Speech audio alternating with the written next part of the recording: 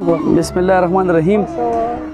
زین ډیر زیاته مننه یار چې ته زموږ شیرونه ریکارډ کړې او سیاد شاهي روډ ډیر زیاته مننه چې لکه ما سره ولاړ دی نو لکه دا زما لپاره د فخر خبره ده، زما لپاره د ویاړ خبره ده، ځکه چې د نن دور یو ښه نظمګو یو ښه غزلګو شاعر دی او مونږ یې چې کوم دی ډېر زیات قدر کوو. درې شعرونه ویمه. ښایست یې له بدنه لکه مار راتاوېده، ښایست یې له بدنه لکه مار راتاوېده، ژوندون د امیدونو په مایار راتاوېده. او هغه سړی د مینې له دستوره څه خبرو، هغه سړی د مینې له دستوره څه خبرو، هغه د کلي مینځ ته په بازار راتاوېده. مننه. هغه سړی د مینې له دستوره څه خبرو، هغه د کلي مینځ ته په بازار راتاوېده. مردان ته د ورتللو بلها لنډې لارې ویښو، مردان ته د ورتللو بلها لنډې لارې ویښو، کامران د چا دپاره په نوښار راتاوېده.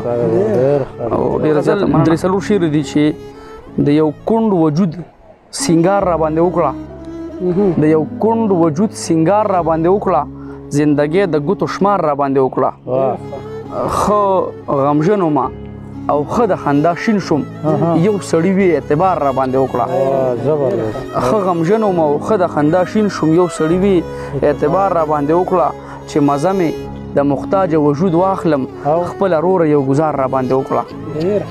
چې مزه مې د محتاج وجود واخلم، خپله وروره یو ګزار راباندې وکړه، چې یو زر کاله د پیغلو په خوله ورد شم، چې یو زر کاله د پیغلو په خوله ورد شم، زمانې څه داسې کار راباندې وکړه. او بل پوره غزل ته ویمه زین صاحب چې سیاد صاحب تاسو ته دا غزل لکه مطلب هغه ډالۍ که نه. ملاقات چې د خطا زاویې ښکار شو، ستا بنګړی زما په هغه ځای په کار شو. ملاقات چې د خطا زاویې ښکار شو، ستا بنګړی زما په هغه ځای په کار شو، د اوسط درجې ښکلی مشهور شو، همدرد نه یادوم ښه، د اوسط درجې ښکلی مشهور شو، او په ښار کې د زرګونو خلکو یار شو. او یو سړي له ژوندون هېڅ خواږه ورنه کړه. یو ستاسو والد صاحب ته دا شعر ډالۍ و، مطلب ډالۍ یي که نه، الله دې وبخي، الله دې جنتونه ورکړي. یو سړي له ژوندون هېڅ خواږه ورنه کړه، له غربته چې راووته بیمار شو. یو سړي له ژوندون هېڅ خواږه ورنه کړه، له غربته چې راووته بیمار شو. یو ښایست په نیم کښو تمبو کې وسو، یو وجود په لویه لاره راګزار شو. یو ښایست په نیم کښو تمبو کې وسو، یو وجود په لویه لاره راګزار شو. زمانې را سره ښه ناروا وکړه، زمانې را سره ښه ناروا وکړه، زما مړ اندام د خپلې غاړې خار شو. او یا خو ستا اعلی ظرفي وه د شپې راغلی، یا خو ستا اعلی ظرفي وه د شپې راغلی، یا خوشحاله رانه پاک پروردګار شو.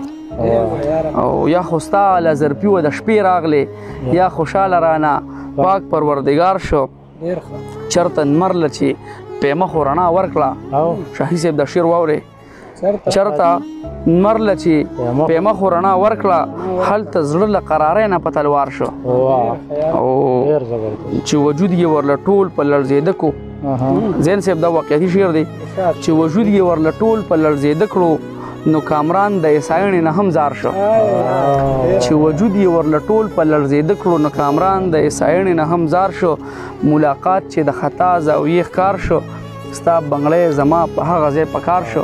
او د اردو دوه شعر دي زما نه دي. یو تو محفل میں جان محفل تھا، رہ گزر میں چراغ منزل تھا، دل کی باتیں نہ کہہ سکا تجھ سے، تیرا شاعر غضب کا بزدل تھا. او ډېره زیاته مننه.